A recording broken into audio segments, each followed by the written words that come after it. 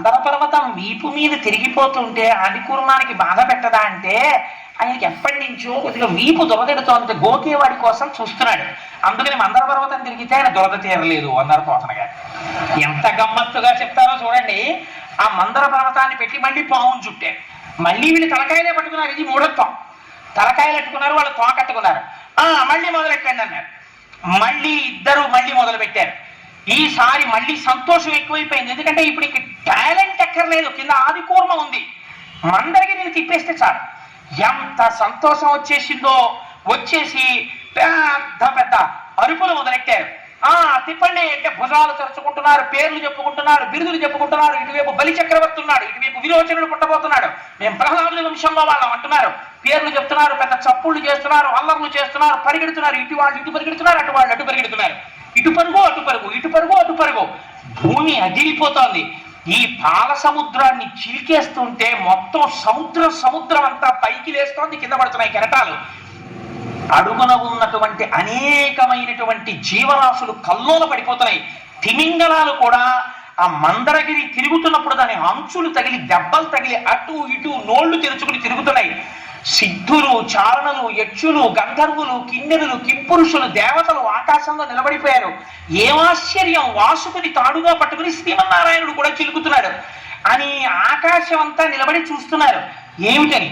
ఈ చప్పుడు ఎంత దూరం వచ్చిందో తెలుసా అండి? ఒక్కొక్క ఫ్యాక్టరీలో ఒక్కొక్కసారి వచ్చిన శబ్దానికి ఊరు ఉలిక్కి పడిపోతుందే.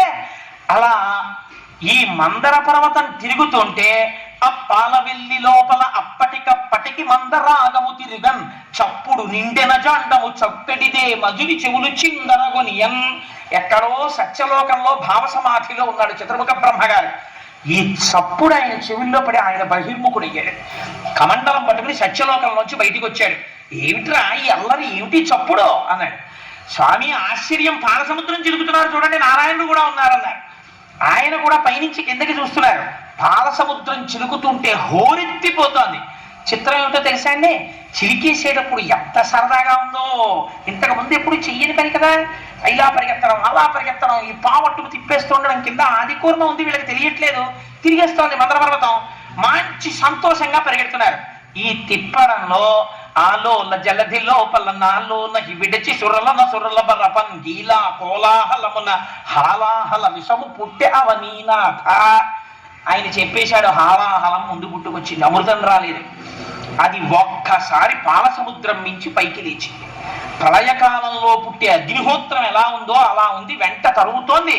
ఈ దేవతలు, రాక్షసులు వాసుకిని వదిలిపెట్టేశారు. చతుర్ముఖ బ్రహ్మగారు సత్యలోకంలో ఉన్నవాడు, ఆయన కూడా పరుగు మొదలెట్టాడు. ఆయన శ్రీమన్నారాయణుడు రక్షించడం కోసం వాళ్ళతోనే ఉన్నాడండి పరమాత్మ. అందరూ కలిసి పరిగెత్తారు. ఎక్కడికి పరిగెత్తాలి? ఇప్పుడు ఎవరు రక్షిస్తాడు? పర్వతాలు కాలిపోతున్నాయి, గుహలు కాలిపోతున్నాయి, మనుషులు కాలిపోతున్నారు, సిద్ధుల విమానాలు కింద పడిపోతున్నాయి, లోకాలన్నీ అగ్నిహోత్రం ప్రబలిపోతోంది, అరణ్యములు దహించుకుపోతున్నాయి, ప్రాణులు మాడిపోతున్నారు. శని కైలాసము దొచ్చి శంకరుడి వాసద్వారముంజేరి ఈశుని దవ్వారికు లడ్డు పట్ట తలమంచుందొచ్చి కుయ్యో ముర్రో విను మాలింపుము చిత్తగింపుము దయం వీక్షింపు మంచంబుజానన ముఖ్యల్కని రక్తరక్షణ కళ సౌరంభుని శంభుని అంటారు పోతన గారు. పరిగెత్తి కైలాస పర్వతం మీద ఉన్నటువంటి పరమశివుని యొక్క అంతఃపురం దగ్గరికి వెళ్ళి దవ్వారికు లడ్డుపడ్డా. ఏమిటి ఇంతమంది పరిగెత్తుకొచ్చి లోపలికి వెళ్ళిపోతున్నారు? వెళ్ళకూడదని శూలాలు అడ్డెట్టారు. ఉండవయ్యా బాబు, వెనకాల హాలాహాలంతరకు వచ్చేస్తుందన్న శూలాలు తోసేసి లోపలికి వెళ్ళి ఇంకా లోపల గదిలోకి వెళ్ళకూడదని అక్కడే నిలబడి కుయ్యో ముర్రో విను మాలింపుము చిత్తగింపుము దయం వీక్షింపు మంచంబుజానన ముఖ్యల్. పోతన గారు లైవ్ టెలికాస్ట్ అండి. ఘంటం పరిగెడుతోంది కానీ ఇక్కడ దర్శనం చేస్తూ ఆ ఘంటం విడిపోతోంది, ఆంధ్రీకరణ. అలాంటప్పుడు అయ్యా మహానుభావ, సాంబ సదాశివ, శంభో మహాదేవ ఇలాంటి స్తోత్రాలు చేయరు. ఓలెమ్మో వచ్చేస్తోంది అగ్నిహోత్రం, బాబోయ్ స్వామి రండే రండే అంటారు. అందుకు కుయ్యో ముర్రో తెలుగు మాటలు యథాతథంగా వేశారు పోతన గారు. విను మాలింపుము చిత్తగింపుము దయం వీక్షింపు మంచంబుజానన ముఖ్యల్. బ్రహ్మాది దేవతలు అరుస్తున్నారు బయట. నిలబడుతుంటే పార్వతీ సహితుడై లోపలున్నాడు స్వామి. విన్నాడు, అయ్యో ఏదో ఆపదొచ్చినట్లుంది పార్వతి అని గబగబ బయటకు వచ్చేసాడు స్వామి. వాళ్ళు వచ్చేసారు. ఇప్పుడు కూర్చోండి లోపల నుంచి కుర్చీలు పట్టరా, చాలా మంది వచ్చేసారు. లేకపోతే అలా సప్లై ఆఫీస్కి వెళ్ళి 4 కుర్చీలు అట్లా, లేకపోతే నా తపశ్శక్తితో 4 మంటపాలు నిర్మిస్తాను అందరూ. ముందు వాళ్ళందరూ ఇలా చెమట్లు తుడిచేసుకుని బాబాయ్ స్వామి వచ్చారు, చెప్పండి అన్నారు. ఏమొచ్చిందిరా మీ అందరికీ, ఏమైంది అన్నాడు స్వామి. అంటే వీళ్ళకి మాత్రం ఇంకా లౌకిక బుద్ధి పోలేదు. ఎంత తెలివితేటలుగా మాట్లాడతారో చూడండి. స్వామి పాలసముద్రం చిలికాం ఎప్పుడు బతికుండిపోదామని, అందులోంచి హాలాహలం వచ్చింది మీరు ఉచ్చేసుకోండి అంటే కోపడతాడేమోనని. మరి ఆయన అంటే మాటలేంటి, జగత పితరౌ వందే పార్వతీ పరమేశ్వరౌ, మొత్తం విశ్వానికి తండ్రి. అందుకని ఆయన దగ్గరికి వెళ్ళి భూతేశ భూతాత్మ భూతభావన రూప దేవ మహాదేవ దేవ వంద్య, ఈ లోకములకెల్ల ఈశ్వరుండవు నీవు, బంధమోక్షములకు ప్రభుడవీవు, శక్తి యుతుడవీవు, శబ్ద యోనివీవు, జగదంతరత్నవీవు, ప్రాణమలయ అఖిలమునకును. అందుకని స్వామీను అటువంటి వాడివి. అగ్నిముఖంబు పరాపరాత్మకమాత్మ కాలంబుగతి రత్నగర్భపదము శ్వశనంబు నీ యూర్పు రసన జలేషుండు, దిశలు కర్ణంబులు దివము నాభి సూర్యుండు కన్నులు శుక్లంబు సలిలంబు జఠరంబు జలతులు చదలు శిరము సర్వౌషధులు రోమచయము శల్యంబు లద్దులు మానసమృతకరుండు ఛందములు ధాతువులు ధర్మసమితి హృదయము హాస్య పంచకముపనిషద అహ్వయంబు అయిన నీరూపు సదసత్వమై శివాఖ్యయై స్వయం జ్యోతియ్యొప్పు ఆజ్యమగుచు సమస్త బ్రహ్మాండములను ఈశ్వర స్వరూపంగా చెప్పేశారు. ఈశ్వర, ఈ విశ్వమంతా నిండి నివిడీకృతమైనటువంటి వాడివి నువ్వే, నువ్వు తండ్రివి. నీవు చెయ్యకూడనటువంటి పని ఒకటి చేశాం. భుజశక్తి, ఒంటికి తీట ఉంది కదా అని ఎవరిని ముందు ప్రార్థన చేసి మొదలు పెట్టాలో, ఇంట్లో ఏదైనా ఒక మంచి కార్యం చేస్తుంటే ఒక సంప్రదాయం ఉంటుంది. ముందు తన తల్లిదండ్రులకు నమస్కారం చేసి, అందుకే బట్టలు పెట్టి పీటల మీద కూర్చుంటారు. ఆ జగత పితరౌ వందే పార్వతీ పరమేశ్వరౌ, వాళ్ళకి నమస్కరించలేదు, నేర్పాలి పాఠం అనుకున్నాడు స్వామి వీళ్ళకి.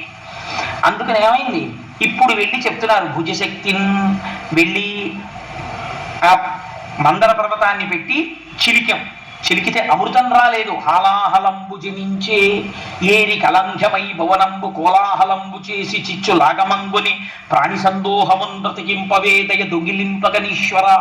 స్వామి, హాలాహలం బుట్టి లోకాల్ని కాల్చేస్తోంది, అది నువ్వు ఏమనుకోకు, ఇలా అన్నామని నువ్వు ఉచ్చేసుకో స్వామి అన్నారు. అని పైగా ఓ మాట చెప్పారు, మూడు లోకములకు మూడు కాలములకు మూడు మూర్తులకు మూలమగుచు, నువ్వే భూత భవిష్యత్ వర్తమాన కాలముల రూపంలో ఉంటావు, నువ్వే బ్రహ్మ విష్ణు మహేశ్వర రూపంలో ఉంటావు, నువ్వే సృష్టికర్త స్థితికర్త ప్రళయకర్త రూపంలో ఉంటావు. అందుకని మూడింటికి ఆధారమైనటువంటి మూల పురుషుడు కనుక ఈశ్వర నువ్వు పుచ్చేసుకో. లంపటము నివారింపను సంపద కృప చేయ జయము సంపాదింపన్ చంపెడి వారి వధింపను సోంపారగ నీక చెల్లు సోమార్థధర. ఈశ్వర, లంపటము నివారింపను, జ్ఞానం కలగాలంటే మనంత మనకి కలదు, శివానుగ్రహం ఉండాలి, ఉంటేనే లంపటం తొలగుతుంది. లంపటము నివారింపను సంపద కృప చేయ, జ్ఞానం ఇస్తాడు కాబట్టి ఐశ్వర్యం ఇవ్వడనుకుంటారు చాలా మంది. ఐశ్వర్యమునకు అసలైనటువంటి స్థానమేది? మీకు నేను ఒక పరమ యథార్థం చెప్పనండి. శివ పూజ. లక్ష్మీ కటాక్షం ఎక్కడి నుంచి వస్తుందంటే శివ పూజలోంచే వస్తుంది. మారేడు దళాన్ని శివలింగం మీద పడితే వెనకాల ఉన్నటువంటి ఈయన శివలింగానికి తగిలిందా, వెంటనే ఐశ్వర్యం వచ్చేస్తుంది. మారేడు దళం బోర్లా పడిందా, జ్ఞానం వస్తుంది. రెండూ కూడా ఫలితాలని ఇచ్చేస్తాయి. అందుకే శంకరుడి దగ్గరికి వెళ్ళి మారేడు దళంతో చేసేటప్పుడు కొన్ని నామాలు చెప్తారు. ఓం నిధనపతయే నమః, ఓం నిధనపతాంతికాయ నమః, ఓం ఊర్ధ్వాయ నమః, ఓం ఊర్ధ్వలింగాయ నమః, ఓం హిరణ్యాయ నమః, ఓం హిరణ్యలింగాయ నమః, ఓం దివ్యాయ నమః, ఓం దివ్యలింగాయ నమః అంటూ ఆ దళాలు వేస్తారు. త్రిదళం త్రిగుణాకారం త్రినేత్రం త్రియాయుధం త్రిజన్మ పాప సంహారం ఏకబిల్వం శివార్పణం అంటున్నాం. అందుకని వాళ్ళు ఇప్పుడు మారేడు దళాలతో పూజ చేసేస్తున్నారు మూడింటి గురించి చెప్తూ. అందుకని మూడు మూర్తులకును మూడు లోకములకు మూడు కాలములకు మూలమగుచు భేదమగుచు తుది కబేఖమయ్యొప్పారు బ్రహ్మమగుచు బ్రహ్మమనగ నీ విఫాలనయన. నీ అనుగ్రహం లేనంత కాలం మనిషి ఎంతసేపు నేను విష్ణు భక్తుడిని శివుణ్ణి ద్వేషించడమో, శివభక్తుడిని విష్ణువుని ద్వేషించడమో చేస్తాడు. ఎప్పుడు శివానుగ్రహం కలుగుతుందో అప్పుడు ఉన్నవి మూడు లేవు, ఒక్కటే ఉంది, మూడుగా కనపడుతోందని జ్ఞానం వస్తుంది. అందుకని పాలనయ్యనా, మూడవ కన్నున్నవాడా నువ్వు ఆ జ్ఞానం ఇవ్వాలి. ఈశ్వర, నువ్వు మాత్రమే మమ్మల్ని రక్షించాలి, ఈ హాలాహలాన్ని నువ్వు పుచ్చుకో అన్నారు. అందుకని శంకరుణ్ణి లోకములకు తండ్రి అని పిలిచారు. తండ్రికి ఒక లక్షణం ఉంటుంది. కొడుకు ఐశ్వర్యం ఉన్నప్పుడు తండ్రి గుర్తు రాకపోవచ్చు కొడుక్కి, కానీ తండ్రికి కొడుకు ఎప్పుడు జ్ఞాపకం ఉంటాడో తెలుసా అండి? కొడుకు సుఖపడితే తండ్రి తాను సుఖపడకపోయినా ఆనందిస్తాడు. వాడు ఏసీలో ఉన్నాడు, వాడు కారులో ఉన్నాడు, వాడు సంతోషంగా ఉన్నాడు, వాడు ఆరోగ్యంగా ఉన్నాడంటే ఇక్కడ తండ్రి ఓ పెంకుటింట్లో ఉన్నా, ఓ డాబా ఇంట్లో ఉన్నా, పోన్లే నా కొడుకులు సుఖంగా ఉన్నారు, నా కోడళ్ళు సుఖంగా ఉన్నారు, నా కూతుళ్ళు సుఖంగా ఉన్నారు, అల్లుళ్ళు సుఖంగా ఉన్నారు అంటాడు. కొడుక్కి ఆపదొచ్చి తనకి ఆరోగ్యంగా ఉన్నా సరే వెంటనే కళ్ళంబట నీళ్లు పెట్టుకుని నా కొడుక్కి అయ్యో ఆపదొచ్చిందని ఒక్కనాడు తన దగ్గరికి రాని వాడి దగ్గరికి తాను పరిగెడతాడు. తండ్రికి ఈ లక్షణం ఉంటుంది, కొడుకు సంతోషంగా ఉండాలని కోరుకుంటాడు. ఇది తండ్రి అయినటువంటి శంకరుడు ఎందుకు చూపిస్తున్నారు పోతన గారు. ఎవరికీ అక్కర్లేని హలాహలాన్ని శంకరుడు ముచ్చుకుంటే మరి ఆయనకి రాదండి ప్రమాదం. ఇప్పుడు ఆయనకి ప్రమాదం వస్తే బాధపడే వాళ్ళు ప్రపంచం మొత్తం మీద ఎవరు కనపడుతున్నారు చెప్పండి నాకు? ఒక్క పార్వతీదేవే కనపడుతోంది. మిగిలిన వాళ్ళందరూ అయ్యా మీరు గుచ్చేసుకోండి, మీరు గుచ్చేసుకోండి, మీరు గుచ్చేసుకోండి అనేవాళ్ళే. నాన్నగారు మీరు విఆర్ఎస్ పెట్టేసేయండి, నాన్నగారు మీరు ఎలాగో అలా విఆర్ఎస్ పెట్టేస్తే కొంత వస్తుంది కదా, డబ్బులు పట్టుకుని నేను అమెరికా వెళ్ళిపోతాను, అమెరికా వెళ్ళిపోయి సెటిల్ అయిపోయిన తర్వాత నెలకి 3 లక్షలు వచ్చేస్తుంది నాకు, ఒక్క 5 ఏళ్ళు చేశానా నాన్నగారండి మీకు పాలరాతి భవనం కట్టేస్తాను, 5 కార్లు కొంటానంటాడు. ఎవరు నమ్మాడు? తండ్రిని కొడుకులును కోడళ్ళు ఇలా అడుగుతుంటే అమ్మో ఈయన వృద్ధాప్యం ఎలా విడుతుందో ఏమిటో అని బెంగ పెట్టుకుని ఇది వింటూ ఉండేది భార్య ఒక్కతే. ఈ నిర్ణయం చెప్పేటప్పుడు ఆయన మాత్రం ఆవిడ దగ్గరికి వెళ్ళి ఏమే ఇలా అడుగుతున్నారు చైనా అన్న మాట అడుగుతాడు ఆవిడ్ని. లోకమంతా ఒకలా ఉన్నా తన భార్యతో భర్త ఎలా ఉండాలో, ఎలా ఉంటే తల్లిదండ్రులను పెంచుకుంటారో చూపిస్తున్నారు పోతన గారు. నేనండి ఆవిడికి ఏం చెప్పను, నేనే చేస్తాను అన్నీని అన్నవాడు ధూర్తుడు. భార్యకి చెప్పాలి, అది గౌరవం, నీ జీవిత భాగస్వామి, నీ ఆత్మ, నీ ఊపిరి. తెలిసి తెలియని వాళ్ళు మగవాడు ఏదో గొప్పవాడైపోయాడు, ఆడకు తక్కువైపోయింది అంటారు, కానీ ధర్మశాస్త్రాలు ఎక్కడ అలా మాట్లాడలేదు. ఎక్కడ మాట్లాడినా భార్యకి పెద్దపీట వేసి మాట్లాడే.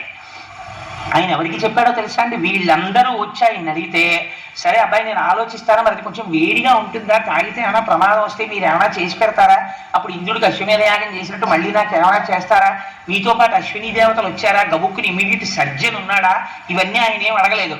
ఆయన ఎవరితో మాట్లాడో తెలుసండి? పార్వతీదేవి దగ్గరికి వెళ్ళాడు. వెళితే అమ్మవారు చిరునవ్వులు చిందిస్తూ తాంబూలం వేసుకుని కూర్చుంటుంది. ఇంట్లో ఉన్నటువంటి స్త్రీ గృహిణి మధ్యాహ్నం భర్త భోజనం అయిపోయిన తర్వాత తాంబూలం వేసుకు కూర్చుంటే ఆ ఇంటికి ఐశ్వర్యం, సంతానాభివృద్ధి, మహాపతివ్రత లక్షణం. అందుకే పూర్వం అమ్మవారికి తాంబూలం పెట్టి మధ్యాహ్నం అయిన తర్వాత ఆ తాంబూలం తీసుకుని ఆడవాళ్ళు తాంబూలం వేసుకుని తాంబూల చరవణంతో ఉండేవారు. సరే ఇప్పుడు నేను ఆ తాంబూలం గురించి చెప్పమంటే మహా సంతోషం, అది వేరే విషయం. నేను ఇప్పుడు దాని జోలికి వెళ్ళను అనుకోండి, ఎందుకు వచ్చిన గొడవ, క్షీరసాగర మదనం చెప్పుకుంటే చాలు. అందుకని చెప్పి అమ్మవారు తాంబూలం వేసుకుని ఎంతో సంతోషంగా ఉంటే శంకరుడు ఆవిడ వెంక చూసి అన్నాడు, కంటే జగముల దుఃఖము వింటే జల జనిత విషపు వేడిమి ప్రభువయ్యుంటకు ఆర్తుల ఆపద గెంటించుట దాన ఫలము దానం కీర్తి మృగాక్షి. ఈ ఘట్టం విన్నటువంటి వాళ్ళకి కొన్ని కోట్ల జన్మల వరకు 5వ తనం తరిగిపోకుండా కాపాడుతుంది. తెలుసా అండి? అంత గొప్ప ఘట్టం. ఎందుకంటే అమ్మవారి మంగళసూత్రం గురించి వస్తుంది ఇప్పుడు ఈ ఘట్టంలో. అందుచేతనే ఈ ఘట్టాన్ని తేలికగా దాటకుండా పద్యాలు చెప్పే ప్రయత్నం చేస్తున్నాను. కంటే జగముల దుఃఖము వింటే జల జనిత విషపు వేడిమి. చూసావా, నీళ్లలోంచి వేడి పుట్టింది పార్వతి. పిల్లలందరూ ఏడుస్తున్నారు పాపం. ప్రభువయ్యుంటకు ఆర్తల ఆపద గెంటించుట దాన ఫలము దానం కీర్తి మృగాక్షి. ప్రభు అన్నవాడు ఏం చెయ్యాలి? బిడ్డలకి కష్టం వస్తే ఆదుకోవాలి. తండ్రిని నేనుండి ప్రయోజనం ఏమిటి? పిల్లలకు ఆపద వచ్చినప్పుడు రక్షించకపోతే. అందుకని వాళ్ళని రక్షించాలనుకుంటున్నాను పార్వతి. అంటే ఏమిటి దాని ఉద్దేశ్యం? హాలాహలం గుచ్చేసుకుంటానని. అలా అంటే ఆవిడ ఏమైనా వద్దంటుందేమోనని ఇలా నరుక్కొస్తున్నాడు పిల్లల వైపు పెట్టి. ఆవిడెవరు? ఆవిడ ఈ సమస్త బ్రహ్మాండములకు ఆ బ్రహ్మకీట జనని మాతృత్వం భర్తృత్వాన్ని కూడా తోచేస్తుంది ఒక్కొక్కసారి. పిల్లాడి యొక్క ఆర్తితో కూడినటువంటి ఏడుపు విందనుకోండి అమ్మ, వెంటనే గబగబా వెళ్ళిపోతుంది. అందుకే ఒక నానుడు ఉంటుంది, పెళ్ళైన కొత్తల్లో ఉన్న ప్రేమ పిల్లలు పుట్టాక లేదండి మా ఆవిడకంటుంటారు. పిల్లల మీదకి వెళ్ళిపోతుందంటే ఆ తల్లితనానికి ఉన్న గొప్పతనం అది. అందుకని అమ్మతనాన్ని ఆవిడలోంచి ఉద్భుతం చేస్తున్నాడు శంకరుడు. ఎటువంటి మహాత్యాగండి నా స్వామి. అందుకని అమ్మతో అంటాడు, నువ్వు జగజ్జననివి, పిల్లలు ఏడుస్తున్నారు, తండ్రిని నేను పుచ్చుకోవద్దు పార్వతి, అందుకని పుచ్చేసుకుందాం అనుకుంటున్నాను. పుట్టింటి వైపు నుంచి నరుక్కొచ్చాడు. హరిమది ఆనందించిన హరినాక్షి జగంబులెల్ల ఆనందించన్ హరియుడు జగములు మెచ్చక కరళము వారించు టంపు కమలతలాక్షి. మీ అన్నయ్య ఉన్నాడు కదా శ్రీ మహావిష్ణువు, నారాయణ నారాయణి, రేపు లక్ష్మీ కళ్యాణం ఇంద్రు గాని అందరూ వచ్చి ఆయన్ని దెప్పి పొడుస్తారు. నల్లగా ఉన్నాడు, పెద్ద పెళ్లి కొడుకు వచ్చాడు, బొల్లిగద్దనెక్కి వచ్చి ఇంత గొప్పవాడిని పెద్ద వనమాల వేసుకుంటానంటాడు. లక్ష్మీదేవిని చూసేటప్పటికి ఇలా బుర్ర వచ్చేసాడు, జీలకర్ర బెల్లం పెట్టమని అన్నారు. అప్పుడు ఆయన ఆదుకుని మాట్లాడింది ఎవరో తెలుసా అండి? రేపు ఆ ద్విపద చెప్తాను, మీరు తెల్లబోదురు కానీ వింటే నిజంగాను. ఆయన పోలికలతో ఉన్న నల్లటి పిల్ల ఎవరో తెలుసా అండి? పార్వతీదేవి. నారాయణి, మా అమ్మే, అందుకే నల్లగా ఉంటుంది పార్వతీదేవి. ఆవిడ వచ్చి నారాయణుణ్ణి ఎంత వెనకేసుకొచ్చిందో మీకేం తెలుసు, నలుపు గొప్పతనం ఎంతో. అసలు ఆ నలుపు గురించి మాట్లాడుతుంది. నల్లగా ఉన్న వాళ్ళందరికీ అభయమే. అలాంటివి చెప్పి ఏమిటో నలుపు అంటారు, మా నలుపులో ఎంత నాణ్యం ఉందో అని చెప్పుకోవచ్చు. అంత నలుపు గురించి చెప్పింది ఆవిడ ఆ రోజున. రేపు వస్తుంది పార్వతీ లక్ష్మీ కళ్యాణంలో చూద్దరు కానీ. అందుకని అటువంటి తల్లి కదా ఆ నారాయణుడు, నారాయణి స్త్రీ రూపంలో ఉంటే పార్వతీదేవి, పురుష రూపంలో ఉంటే శ్రీ మహావిష్ణువు. అందుకే ఇద్దరు అలంకార ప్రియులై ఉంటారు, ఇద్దరు ఈశ్వరుడి పక్కకే చేరిపోతారు, పరమశివుడి పక్కకి. అందుకని చిత్రం ఏంటంటే ఈ పార్వతీదేవి వంక చూసి చెప్తున్నాడు, మీ అన్నయ్య స్థితికారుడు, లోకాలన్నింటినీ నిలబెట్టాలి, లోకాలకు ఇబ్బంది వచ్చింది, మీ అన్నయ్య కూడా వచ్చాడు, బావమరిది బతకగోరుతాడు, బావమరిది వచ్చినప్పుడు పెద్ద అతిథి, మరి నేను ఆయన్ని సంతోష పెట్టద్దు, ఇవాళ నేను ఆయనకు ఉపకారం చేయదు, మీ అన్నయ్య ఏమైనా అనుకోడు, నయ్య నా వల్ల అలా అవుతుందో అంటే, అందుకని నేను చేసేస్తాను. వాళ్ళది ఎంత పవిత్రమైన అనుబంధం అండి. ఈ శివకేశవుల మధ్య భేదాలు చెప్పే వాళ్ళకి నోళ్ళు ఎలా వస్తాయో నాకు అర్థం కాదు, ఏ పురాణంలో లేనిది. అందుకని హరిమది ఆనందించిన హరినాచి జగంబులెల్ల ఆనందించన్, హరియును జగములు మెచ్చగ గరళము వారించు టొప్పు కమలదలాక్షి, భక్షింతు హాలాహలమును రక్షింతును ప్రాణికోట్లు మధుర. నేను తినేటప్పుడు ఎలా తింటానో తెలుసా? రక్షింతు ప్రాణికోట్లను భక్షింతును హాలాహలము మధుర ఫలరసము క్రియన్, వీక్షింపు నీవు నేడు అని. నేను ఇప్పుడు ఒక చిన్న ద్రాక్ష పండు తినేసినట్టు తినేస్తారు పార్వతి ఈ హాలాహలాన్ని. దానివల్ల నాకేమైనా ఇబ్బంది వస్తుంది అనుకుంటాయేమో, ఏం భయం లేదు. నువ్వు అలా చూస్తావు. ఎలా తింటానో తెలిసా? తినేటప్పుడు పండు నోట్లో పడేసుకుంటాను. రక్షింతు ప్రాణికోట్లను, ఈ ప్రాణికోట్లన్నింటినీ రక్షిస్తాను. ఇదొక దివ్యమైన లీల, నా లీల. ఈ లీల చూసి మనసులో అనుభవించిన వాడికి రక్షణ. అందుకని నాకు ఇప్పుడు కొత్త బిరుదునామం వస్తుంది. నువ్వేం చేస్తావో తెలుసా? హాయిగా అలా కూర్చుని వీక్షింపు నీవు నేడు వికచాబ్జముఖి, ఇంత మాత్రం బెంగెట్టుకోక మా ఆయనకి ఏమవుతుందోనే అని చక్కగా సంతోషంగా అలా చూడు, నేను ఎలా తినేస్తానో చూస్తున్నాడు అన్నాడు. అంటే ఆవిడంది, సరే మీకు ఎలా ఇష్టమైతే అలా చేయండి. భార్యలు సాధారణంగా ఒక మాట అంటుంటారు, వాళ్ళకి కొంచెం ఇష్టం లేని పని ఏమో అనుకున్న దాన్ని చేయడానికి ఈయన పెద్ద పునాది వేస్తాడు. వేసి ఈశ్వరి అంటే నాకు నోటికి గబుక్కుని వచ్చేస్తుంది, ఇలా చేస్తే మనకి చాలా మంచిది, చక్కగా ఏమిటి మనుష్యులమై పుట్టి చక్కగా మనం చేసిన తర్వాత ఓ పుణ్యకార్యం చెయ్యాలి కదా, ఏం పర్వాలేదు, అంతకైతే వచ్చే నెల జీతంలోనో ఎక్కడో మనం దాచుకుందాం ఓ 1000 రూపాయలు, ఈ నెల ఇలా ఖర్చు పెట్టేస్తే బాగుంటుందని నేను అనుకుంటున్నాను, మళ్ళీ కాలము దేశము అన్నీ కలిసి వస్తాయా అని ఇన్ని చెప్తే ఆవిడ ఏమంటుంది, ఓహో వీడికి అటువైపు ఉంది, అందుకని ఇంత ప్రణాళిక చెప్పాడు మనకు అనుకుని, మీకు ఎలా ఇష్టమైతే అలా చేయండి కదండి. అలాగే అంది పార్వతీదేవి, మీకు ఎలా ఇష్టమైతే అలా చేయండి అంటే. కళ్ళు తిరిగి కింద పడిపోయిన వాడు పరీక్షిత్, ఏమయ్యా లోకమంతా హలాహలం పుచ్చుకోమంది, ఎంత మంచం మీద ఉన్న మొగుడైనా పెళ్ళం ఏమంటుంది, నా పసుపు కుంకాలు నిలబడితే చాలంటుంది, కానీ ఆయనకో 4 మాత్రలు వేసి లాగే అవతల దారిద్రం అంది కదా. అలాంటిది ఆయన థమ్సప్ పుచ్చుకుంటున్నాడా, కోకోకోలా పుచ్చుకుంటున్నాడా, హలాహలం పుచ్చుకుంటున్నాడు.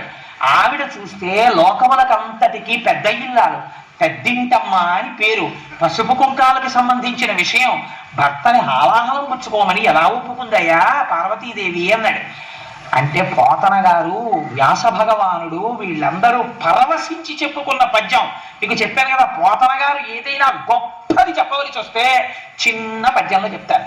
పోతన గారు అన్నారు, పార్వతీదేవి శంకరుణ్ణి హాలాహలం పుచ్చేసుకో అని ఎందుకు అనగలిగిందో తెలుసా?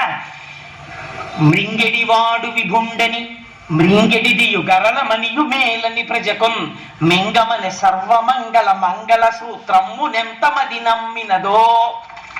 ఆవిడ శంకరుడు విషం తాగుతున్నాడని తెలుసు, విషం తాగితే ప్రమాదమని తెలుసు, తాగుతున్నవాడు తన భర్తని తెలుసు, అయినా తాగమంది. ఎందుకంతో తెలుసా? ఆవిడ సర్వమంగళ, ఆవిడ సర్వమంగళ అయి ఆవిడ మెడలో మంగళసూత్రం ఉండగా శంకరుడికి ఇబ్బంది ఎందుకు వస్తుందయా? తాగేయమంది. తన మెడలో ఉన్న మంగళసూత్రములు సర్వమంగళ అన్న దేవత ఉన్నది. అందుకే స్త్రీ నిద్రలేస్తే పక్కన ఉన్న భర్త పాదములకు నమస్కరించారు, లేవగానే ముంద తాళిబొట్టు తీసి నమస్కరిస్తారు. అలా నమస్కరించగలిగినటువంటి స్త్రీల వలన ఈ దేశానికి ప్రపంచవ్యాప్తంగా గౌరవం వచ్చింది. లేకపోతే ఎక్కడుందండి ఇటువంటి స్త్రీ జాతి వేరొక దేశంలో? ఇవాళ కలిసి ఉంటే కలిసి ఉండడం, పప్పు మాడిపోయిందంటే విడాకులు ఇచ్చి వెళ్ళిపోవడం. కానీ ఎంత ధూర్తుడైనా లేవగానే ఇలా కళ్ళకద్దుకొని అమ్మా సర్వమంగళ, నన్ను కొట్టిన గాడిద కొడుకు కూడా ఇలాగే బతికుండాలని కోరుతుంది ఆ స్త్రీ. ఇది స్త్రీ జాతి ఔన్నత్యం ఈ దేశంలో. దీని గురించి తక్కువ చేసి మాట్లాడటం ఎప్పుడూ చేయలేదు పురాణాలు. కాబట్టి మంగళసూత్రము నెంతమది నమ్మినదో, శంకరుడి జీవనమునకు హేతువు పార్వతీదేవి మెడలో మంగళసూత్రం అని తీర్పిచ్చారు పోతన గారు. మా శంకరాచార్య స్వామి అయితే సౌందర్యలహరిలో ఇంకో అడుగు ముందుకేసి సుధామప్యాస్వాద్య ప్రతిభయజరా మృత్యుహరిణీం విపద్యంతే విశ్వే విరిశత ముఖముఖాద్యాది విశద కరాళం యక్షేళం కమలతవ తక్కాల కలనా నశంభోస్తన్మూలం తవ జనని తాటంక మహిమా అన్నారు. అమ్మా ఆనాడు శంకరుడు ఏమిటో వెళ్ళాడు, హాలాహలం మింగేశారని తెలియక వీళ్ళందరూ చెప్పుకుంటారు. ఆయన గొప్పే ఉందమ్మా, అలా మింగేశారంటే కారణం నీ చెవులకు పెట్టుకున్న తాటంకాలమ్మా అన్నారు. ఆడదాని సౌభాగ్య వస్తువుల్లో చెవులకు పెట్టుకునేటటువంటి ఆభరణాలు ఒకటి.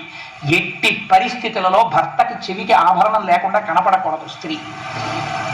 ఏ కారణం చేతనైనా తాటంకములను తీయవలసి వస్తే ఏవి పడితే అవి చెవిలో పెట్టుకుని ఉండడానికి వీలు లేదు.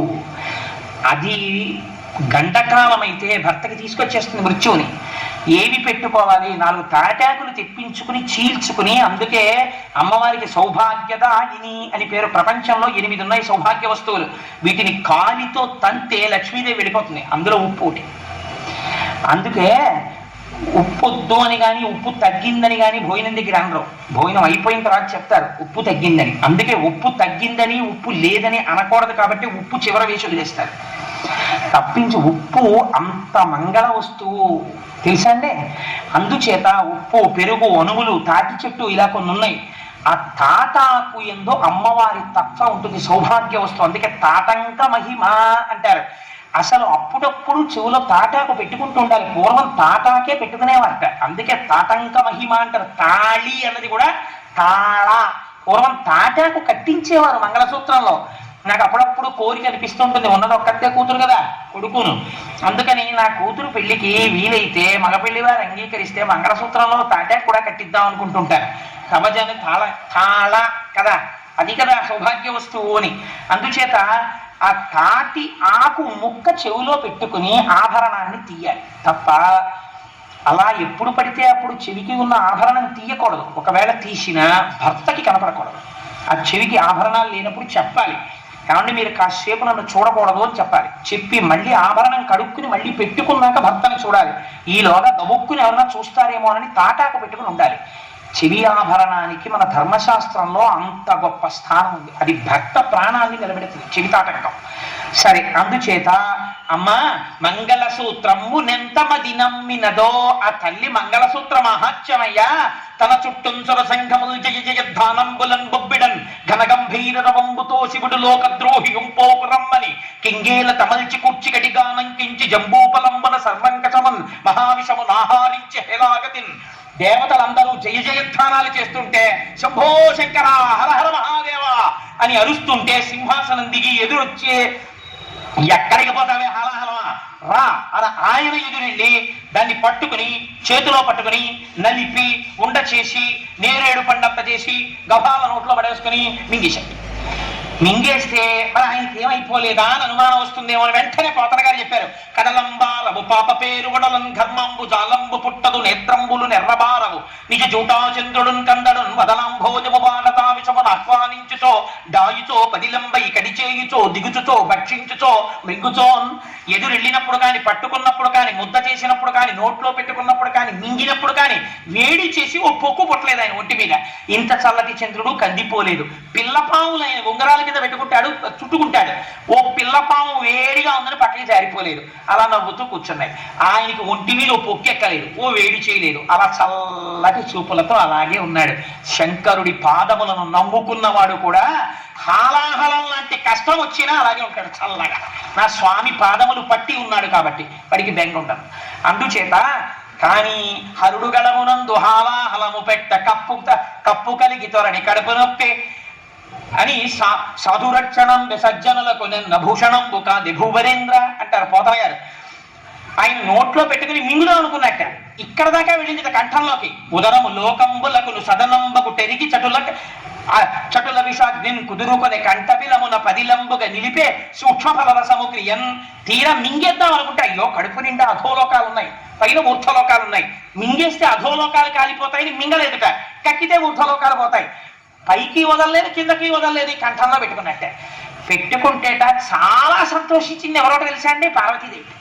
ఎందుకంటే తెలుసా? భాగవతంలో లేదు కానీ నేను కలిపి చెప్తున్నాను. శంకరుడు మహాజ్ఞాని, తెల్లగా మెరిసిపోతుంటాడు. అసలు ప్రపంచంలో అందం ఎవరితో తెలుసా అండి? శంకరుడిది. లింగ పురాణంలో చెప్తారు శివుడి అందం అంటే ఎలా ఉంటుందో. సామాన్యమైన అందం కాదైంది. అప్రాకృత శరీరం తం అతి మన్మథరూపిణం ఘృతరీతి ఘనీభూతం సచ్చిదానంద విగ్రహం. అలా ఉంటాడు ఆయన, పేరుకున్న నెయ్యిలా ఉంటాడు, అంత తెల్లగా. అటువంటి మహాత్ముడు మహాజ్ఞాని. మెళ్ళో పూసల గొలుసు కూడా వేసుకోడు, బంగారంది. పార్వతీదేవో సమస్త ఐశ్వర్యములకు ఆటపట్టు. అమ్మవారికి కోరికుండేది మా ఆయన కూడా చక్కగా ఏమైనా నీల పతకం ఉన్న గొలుసు తీసుకుంటే ఎప్పుడైనా అలా ఉత్తరీయం వేసి కూర్చుంటే తెల్లటి గుండెల మీద నీలం పతకంతో గొలుసు వేసి కూర్చుంటే ఎంత బాగుంటాడో అనుకునేది. ఎప్పుడైనా వెళ్ళి ఏమండి పండక్కి అక్కర్లేదు, ఈ పావులు చాలు అనేవాడు. నాగభూషణుడు అందుకని చంద్రోద్భాషిత శేఖరే స్మరహరే గంగాధరే శంకరే సర్పైర్భూషిత కంఠకర్ణ వివరే నేత్రోద్ధ వైశ్వానరే దంతిత్తకృత సుందరాంబరధరే త్రైలోక్య సారే హరే మోక్షార్థం కురు చిత్త వృత్తి మమలాం అంతైస్తు కింకర్మభిహి అంటారు శంకర భగవత్పాదులు. ఆయన చేసిన లీలల వల్ల ఆయనకి ఆభరణాలు వచ్చాయి. అందుకని నాగాభరణుడు ఆయన. అందుకని ఆయన ఏం పుచ్చుకోడు. కానీ ఇవాళ కంఠంలో నీలంగా ఉండిపోయిందిట విషం. ఉండిపోతే పార్వతీదేవి అనుకుందిట, అబ్బాయి నాళ్ళకి నీలమణి పెట్టుకుంటే కంఠం నీలంగా కాంతి పడి ఎలా ఉంటుందో మా ఆయన అలా ఉన్నారని పొంగిపోయిందిట. లోకం పొంగిపోయిందిట. కడుపులోకి తీసుకోలేదు, బయటికి వదలలేదు, కంఠంలో పెట్టుకున్నాడని లోకం పొంగిపోయిందిట. అప్పటి నుంచి ఆయనకు పేరు వచ్చింది, నీలలోహితుడు నీలగ్రీవుడు అని. ఆయనకి నీలకంఠుడు అని పేరు. నీలకంఠ అని పిలిస్తే చాలట, ఓహో ఎవడో నేను చేసినటువంటి లీల స్మరించి పిలుస్తున్నాడని పొంగిపోతాట. అందుకే హాలాహల భక్షణ కథ హేలాగతి విన్న వ్రాయనెలమిపటింపన్ వ్యాళానల వృశ్చికముల పాదైచట రక్తి జనులు భయ విరహితులై. 3 ప్రమాదములు హాలాహల భక్షణం విన్న వాళ్ళకి జరగవు. ఏమిటో తెలుసా అండి? హాలాహల భక్షణం కథ విన్న వాళ్ళకి పాము కరవదు. హాలాహల భక్షణం కథని నమ్మిన వాళ్ళకి తేలు కుట్టదు. ఇక నేను ఆశ్చర్యకరమైన విషయం చెప్పనా? నేను ఒకసారి హాలాహల భక్షణం చదువుకుని 4 రోజులు పోయిన తర్వాత మా ఆవిడ భోజనాన్ని పిలిస్తే ఈ హాలాహల భక్షణం వింటే తేలు కుట్టదన్నారు కదా అని ఏదో ఆలోచిస్తూ మా పెద్దాపురంలో మా మామగారి ఇళ్లలో తేళ్లు ఎక్కువ ఉండేవి. నన్ను ఎప్పుడు తేలు కుట్టలేదు ఈశ్వరానుగ్రహం వల్ల. అందుకని ఎప్పుడో కుట్టేస్తుందేమో అని భయం నాకు. అందులో ఓ రోజు పైన చిడత ఇలా వేస్తూ ఏంటే అని ఇలా అన్నాను. అని ఇలా చూసేటప్పటికి కరెక్ట్గా గడి ఇలా తిప్పడానికి చెయ్యిలా తిరిగింది, తేలు కొండిలా కొట్టింది. ఈ వేలిలా దాటిపోయింది, కొండి తగిలింది. అంటే ఈ వేలు మీద తగలవలసింది, అంత గురి చూసి కొట్టినా కొండి తగలలేదు, ఆగిపోయింది. మీకు ఆశ్చర్యకరమైన సంఘటన చెప్పనండి. హాలాహల భక్షణమే నన్ను రక్షించిందేమో. నేను సామర్లకోటలో ఉద్యోగం చేసే రోజుల్లో ఒకసారి స్కూటర్ హెడ్ లైట్ వేయడం మర్చిపోయి వచ్చేసాను. వచ్చేస్తే పెద్ద నల్ల త్రాచు తిరుగుతుండేది, రోడ్డుకు అడ్డంగా పడుతుంది. నా వెనక కూర్చున్న ఆయన చూసి ఆవిడ పావు తిరుగుతున్నట్టుందండి అన్నాడు. టక్కన లైట్ వేసాను. లైట్ వేస్తే ఎదురుగుండా పాము. నా ప్రమేయం లేకుండా బ్రేక్ తొక్కేసింది కాలు. స్కూటర్ ఆగిపోయింది. స్కూటర్కు దరిద్రం ఉంటుంది, కాలు తీస్తే బ్రేక్ మించి ఎడంకాలు ఎత్తి స్కూటర్ మీద పెట్టుకుని ఉండడానికి ఉండదు, ఎందుకంటే ఓ కాలు కింద పెట్టి ఉండాలి. ఇలా ఉన్న పాము ఇలా వెనక్కి వచ్చింది. అలా అప్పటికి తన తోకటి ఉంది పొదల్లోకి, ఇలా పడగెత్తింది హెడ్ లైట్ కాంతిలో. నిజంగా నాకు ఇప్పటికీ మనస్సులో ఉంటుంది ఆ పడగ. మెరిసిపోతూ నాలుకలు 2 ఇలా బయటికి వస్తూ ఎర్రగా ఇలా ఇలా ఇలా ఇలా తిప్పింది తల. అక్కడే ఉంది నా పాదం, ఎడం పాదం కింద. అది ఆ రోజు కొట్టాలనుకుంటే ఒక్క క్షణం బండి టక్ టక్ టక్ టక్ టక్ టక్ టక్ టక్లాడుతూ చిమ్మ చీకట్లో అలా నిలబడి ఉన్నాను. వెనకాల ఆయన గుండెలు ఆగిపోయి 2 కాళ్ళు పైకెత్తేసుకుని ఆయన కూర్చున్నాడు. అది ఇలా ఇలా చూసి ఏమనుకుందో, వీడిని నేను చంపకూడదు అనుకుందో ఏమో, తల ఉంచుకుని మళ్ళీ ఇటు తిరిగి పొదలోకి వెళ్ళిపోయింది. అది వెళ్ళిపోవడానికి 1 నిమిషం టైం పట్టిందండి అంత శరీరం. ఆనాడు పాము కరవకుండా నన్ను రక్షించిన వాడు నా స్వామి తప్ప ఎవరు రక్షించగలరు? ఈశ్వరుడు రక్షించాడు. ఆ పూనికతో ఆ భక్తితో చెప్పుకున్నాను తప్ప ఎప్పుడైనా పురాణం చెప్పుకుంటే నేను ఇతర కోరికలతో చెప్పుకోలేదు. అట్లాంటి సంఘటనలే నాకు భగవంతుడి పట్ల కృతజ్ఞత అనిపించే. కాబట్టి వ్యాళానల వృశ్చికముల పాడైచర రెట్టి జనులు భయ విరహితులై అగ్నిహోత్రంలో కాలిపోయే ప్రమాదాలు రావు. అందుకే ఎప్పుడైనా ప్రమాదాలు ముంచుకొస్తే ఒక మాట చెప్తారు, పోనీ కనీసం చదవడం రాకపోతే ఇలాంటివి హాలాహల భక్షణ కథ. అందుకే ఇలాంటి వాటిని ఏం చేస్తారో తెలుసా అండి, బాగా దీర్ఘంగా చెప్పరు. ఇది ఒక కాగితం పట్టుకుని మీకేమీ రాకపోయినా ఇక్కడ ఉన్నది ఇక్కడ రాసిస్తే చాలు. అగ్నిహోత్రం వలన ప్రమాదం వస్తోందని జాతకంలో ఉంటే ఇది రాస్తే ఏ వేలో కొద్దిగా కాలు వదిలేస్తుంది. అంతంత శక్తులు ఇటువంటి లీలలయందు ఉన్నాయి. అది క్షీరసాగర మథనంలో ఆవిష్కరించి వ్యాస భగవానుడు ఫలశ్రుతి చెప్పారు. ఆనాడు స్వామి హలాహలాన్ని పుచ్చేసుకున్నారు. దేవతలందరూ సంతోషించారు. మళ్ళీ బయలుదేరారు. ఆనందంతో మళ్ళీ పాల సముద్రం దగ్గరికి వెళ్ళిపోయారు. అమ్మయ్య, మొత్తానికి హాలాహల భక్షణం అయిపోయింది. ఈ పుణ్యవాని పార్వతీ పరమేశ్వరులు ఇద్దరిని చూసేశాం. చిత్రం ఏమిటో తెలుసా అండి, అగ్రపూజ అని ముందు పెద్దవాడికి నమస్కారం చేసి అప్పుడు మొదలు పెడతారు ఏ పూజ అయినా. తప్ప మామూలుగా మొదలు పెట్టకూడదు. ఒక పెద్ద ఆయన్ని ఎవరినో పిలిచి ఆయనకు నమస్కారం పెట్టి మొదలు పెడతారు. మొదలెడితే ఏమవుతుందో తెలుసా అండి, విఘ్నం రాదు. ఆయన ఒక ఆశీర్వచనం చేస్తాడు. ఆ ఆశీర్వచన బలం కాపాడేస్తుంది. కాబట్టి అందుకే పెళ్లిలో అంతమంది పెద్దలకి నమస్కారం పెట్టిస్తారు. అది జీవన యాత్ర. అన్నాళ్ళు కలిసి ఉండాలి. పెద్దలకి నమస్కారాలు పెట్టి అక్షతలు వేయిస్తారు. కానీ ఇవాళ మన దౌర్భాగ్యం ఏమైపోయిందంటే వాడు బూట్లు వేసుకుని నమస్కారం పెడతాడు. యువతల వాడు ఆశీర్వచనం ఎలా చేస్తాడు? కాబట్టి ఏదో పాపం పోన్లే, వీడి అజ్ఞానము క్షమించబడుగాక అని అక్షత అయ్యాలి తప్ప ఆశీర్వచనం చేయడం ఎలా కుదురుతుంది? చెప్పులు వేసుకుని నమస్కారం పెట్టేవాడికి ఆశీర్వచనం ఏమిటి? బూట్లు వేసుకుని నమస్కారం పెట్టేవాడికి. అందుకని వాడికి ఆశీర్వచనం చేయడం కుదరదు. వాడు అహంకారంతో ఉన్నాడు. నువ్వు మహాత్యాగి అయితే ఏమో, అయితే కనీస మర్యాద ఏది, కనీస సంస్కారం ఏది? మర్యాద నేర్చుకోవాలి, ప్రయత్నపూర్వకంగా సంస్కారం నేర్చుకోవాలి. ఇది నిన్ను కాపాడేది. కాబట్టి వీళ్ళు మళ్ళీ శ్రీమన్నారాయణుడు చెప్పాడు కదా, మనందరికీ కూడా ముందు హాలాహలం వస్తుంది, బెంగ పెట్టుకోవద్దు, మనం మళ్ళీ వెళ్ళి క్షీరసాగరాన్ని మధించాలన్నాడు. అందుకని అందరూ బయలుదేరి ఇప్పుడు మళ్ళీ వాసుకుని చుట్టి మళ్ళీ క్షీరసాగర మదనం మొదలుపెట్టి ఉత్సాహంగా, ప్రమాదం వెళ్ళిపోయింది కదా, ఇంకా హాలాహలం వచ్చేసింది, ఇంకా ఏవో వస్తువులు వస్తాయన్నాడు ఆయన.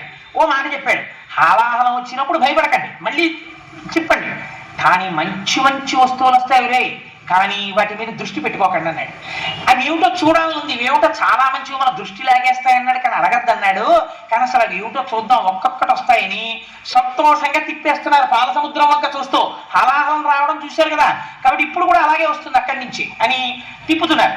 తిప్పుతుంటే ఆ ఆనంద సమయంలో అగ్నిహోత్రియను ఆసురభిని దేవమునులు పుచ్చుకొని రిమునిరింగి విభుద సంఘములకు వెర్రవుతో ఆధ్వర హవులు పెట్టుకొరకు అవనినాథ. మొట్టమొదట అందులోంచి సురభి కామధేను పైకొచ్చింది. ఆ పైకి వచ్చేటప్పుడు మొట్టమొదట వీపు, కొమ్ములు, తల, పృష్ఠభాగం, ఆ అందమైనటువంటి శరీరం, దాని 4 పాదములు, తోక, ఆ కన్నులు, ఆ ముట్టె, ఆ తల కనపడేటట్టుగా కామధేను వచ్చి నిలబడింది. అది కామధేను కోరికున్న కోరికలు తీరుస్తుంది. అందరూ నిలబడి నమస్కారం చేశారు ఆ కామధేనువుకి. ఇది విన్నంత మాత్రం చేత శక్తివంతం. ఆ కామధేనువుకి నమస్కరిస్తే దేవములు అన్నారు మహర్షులు, వీళ్ళకి లౌకికమైన కోరికలు ఉండవు. ఇంకా దాన్ని తీసుకొచ్చి పెరట్లో పెట్టేస్తాను, ఒక కప్పు కాఫీ ఇచ్చే, ఒక కప్పు టీ ఇచ్చే అంటూ ఉండరు. ఈ పాలతో మేము హవిస్సులు అర్పిస్తాం అన్నారు. ఎందుకు ఇస్తారు హవిస్సులు? లోక కళ్యాణార్థం. వాళ్ళు దేవములు, వాళ్ళకి కోరికలు ఉండవు, వాళ్ళు చెయ్యాలి. అందుకే బ్రాహ్మణుడికి గోదానం చేశారు అంటారు. ఎందుకో తెలుసా అండి, ఆయన ఏం చేస్తాడు, తోడెట్టుకు పెరుగు తినడం. ఆయన ఓ పట్టుకెళ్ళి శివలింగానికి అభిషేకం చేస్తాడు. చేస్తే ఏమవుతుంది? లింగం చల్లబడుతుంది. శివలింగం చల్లబడితే లోకం అంతా చల్లగా ఉంటుంది. అందుకే ఆవు పాలు పట్టుకెళ్ళి అయ్యగారికి ఇవ్వండిరా కాశిని అంటుంటారు పెద్దలు. కారణం ఏమిటి? దానివల్ల లోకమునకంతటికీ మేలు చేయించినటువంటి పుణ్యంలో 6వ వంతు తన ఖాతాలో పడిపోతుంది.